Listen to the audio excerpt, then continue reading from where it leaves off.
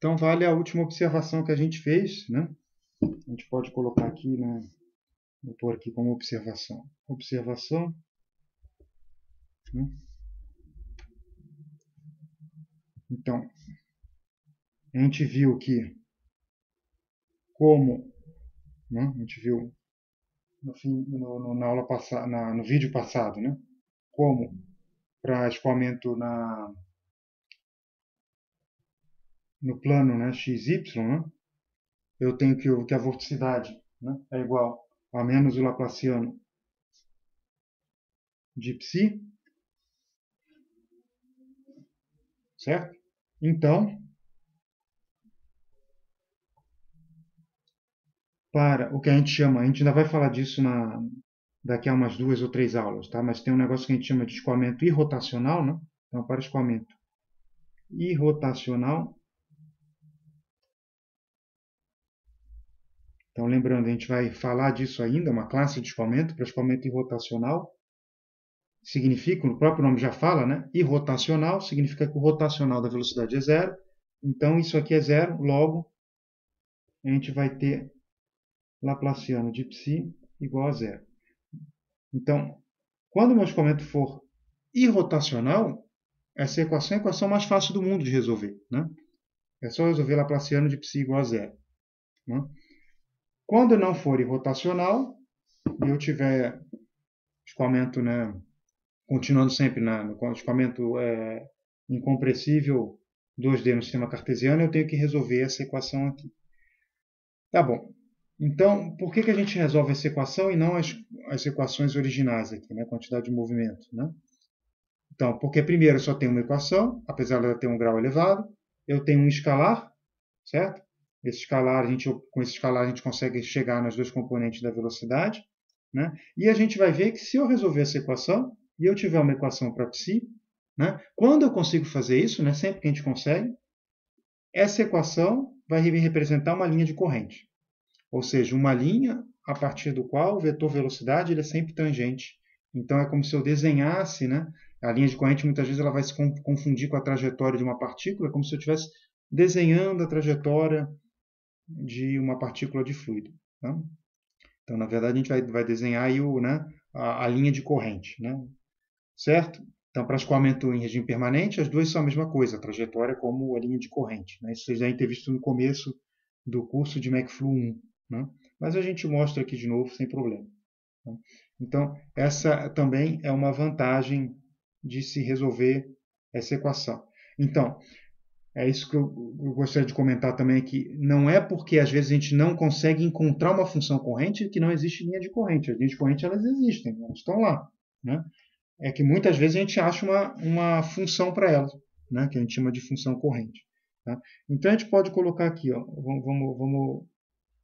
vamos ver, né? Já que eu comentei isso, mas vamos ver se isso é verdade mesmo, né? Se o psi está associado a uma linha de corrente. Tá?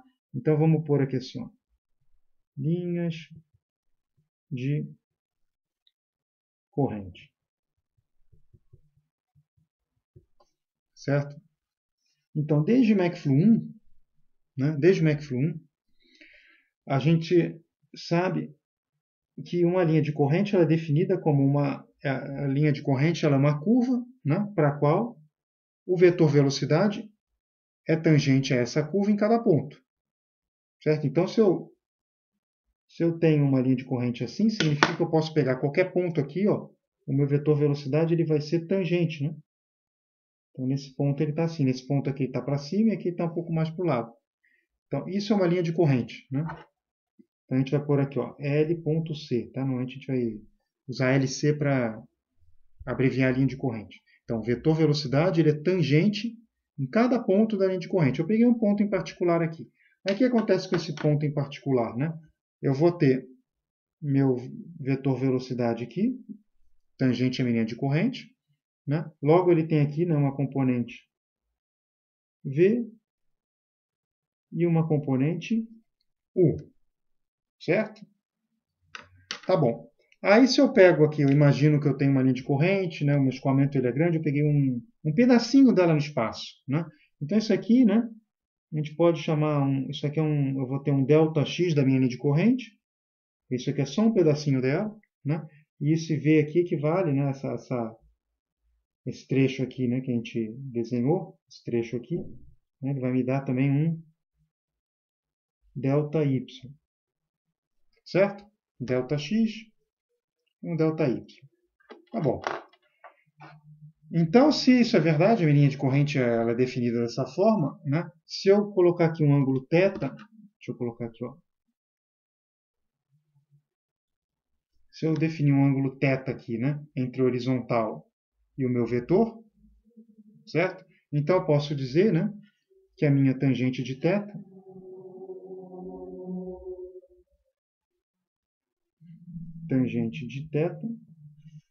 né, é igual a quem? Ao limite, né? O limite para ΔX e ΔY tendendo a zero, de quem? ΔY sobre ΔX. ΔY sobre ΔX. Quanto vale, né, o limite para ΔT tendendo a zero, né, de ΔX sobre ΔY? Isso aqui, né, é o nosso que dy dx, certo? A própria definição de derivada. Que no nosso diagrama aqui, né, tangente de θ é V sobre U, certo? Então é igual a V sobre U. E daqui eu tenho uma equação para a linha, daqui eu tiro uma equação para a linha de corrente, né? Então daqui a gente vê, né, essa equação, o que ela deu para a gente, né? Só fazer o produto cruzado, né? Essa equação é o equivalente de U dy menos V dx igual a zero. Mesma coisa. Né? Então, isso aqui a gente chama de equação da linha de corrente.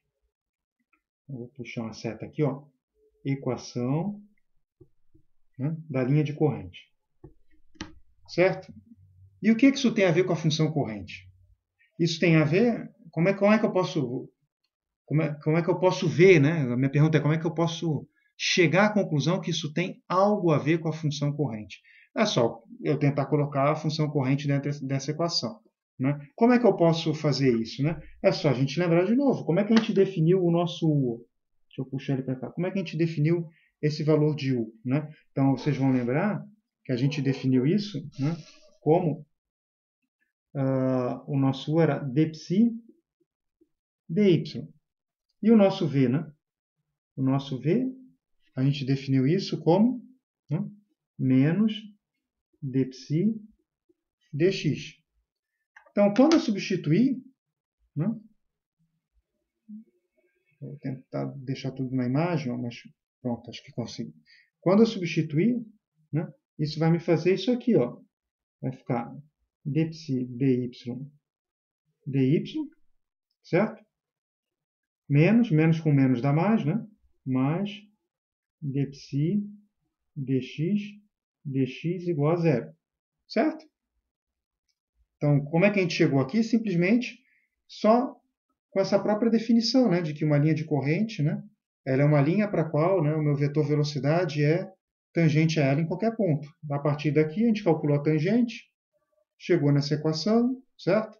Substituímos agora a nossa definição de função corrente e chegamos nessa equação. Agora, o curioso é quanto vale isso aqui, ó? Isso aqui é o equivalente da nossa derivada total, certo? Derivada total, então ela só tem componente x e y, né? Derivada direcional em x e derivada direcional em y. Então eu tenho que a derivada total de psi igual a zero. Né? Então, para a nossa função corrente, a nossa equação da função corrente, ela é simplesmente dψ igual a zero. Se isso é verdade, então, eu tenho que, né, em termos de derivada total, eu tenho psi igual a constante. Ou seja, né, em uma linha de corrente, psi igual a constante. Ao longo de uma linha corrente, se eu seguir essa linha aqui, né, meu psi é constante. Então, as linhas psi constantes vão representar, né, as linhas de corrente. Então, φ igual a constante ao longo de uma linha de corrente. A gente acabou de chegar a essa conclusão. Ou, né, a gente pode dizer que é a mesma coisa, né, a gente dizer que uma linha de corrente ela é representada por linhas onde π seja constante. Então, linhas de corrente ela é representada pelas linhas π igual a constante. Então, se eu resolver a minha equação da função corrente e chegar a uma equação, né? Eu obtive uma equação para a minha função corrente. E aí, sei lá, por exemplo, aqui o escoamento em torno de um cilindro. A gente vai fazer isso mais para frente. Tá? A gente vai obter a equação da função corrente, para esse caso.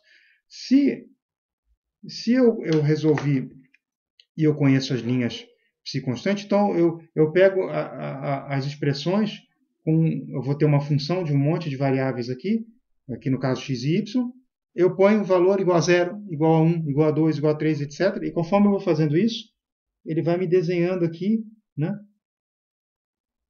Então aqui, ó, π igual a um valor, ó, igual a um valor constante, eu vou chamar de π0. Aqui, π1. Aqui, por exemplo, π2, né? Então ele vai desenhando aqui, né, as linhas de corrente. São aquelas linhas para as quais, né, aqui a gente vai chamar de π-1 e π-2. Ou seja, isso aqui é um valor, outro valor, outro valor, outro valor, outro valor. Certo? E ele desenha aqui, né, essas linhas para as quais o meu vetor velocidade ele é tangente à minha linha. Né? A linha ela é sempre tangente ao vetor. O vetor velocidade é sempre tangente a ela em cada ponto. Né? E em regime permanente, né, a linha de corrente é igual à trajetória de uma partícula. Então, se eu estou em regime permanente, eu solto uma partícula aqui, ela vai fazer isso aqui, né? Ela vai seguir esse caminho. Tá? Então, isso para vários tipos de problema. A gente pode resolver por um dado tipo de aerofólio, por exemplo, ou perfil de asa. Né? Vocês têm um perfil de asa, aí você pega e resolve, né? E consegue achar uma equação para a função corrente. Né? E aí você pega essa equação, né? E você põe as constantes. Então, você tem uma expressão π igual a xy ao quadrado, mais y ao cubo, mais ln de y, e por aí vai, igual a constante. Né? Essa é a equação da linha de corrente. Então, você pega essa constante e substitui por 0, 1, 2, 3, menos 1, menos 2, menos 3, etc. Né? E aí você vai obtendo esse tipo de... Né? Quando você plotar, você vai ter esse tipo de coisa aqui. Ó, π2, π1, né? Um π0 aqui, π-1 e por aí vai. Tá? Alguma coisa assim, né? Eu não teria essa curva aqui, mas enfim. Por assim. π-2 e por aí vai. Né?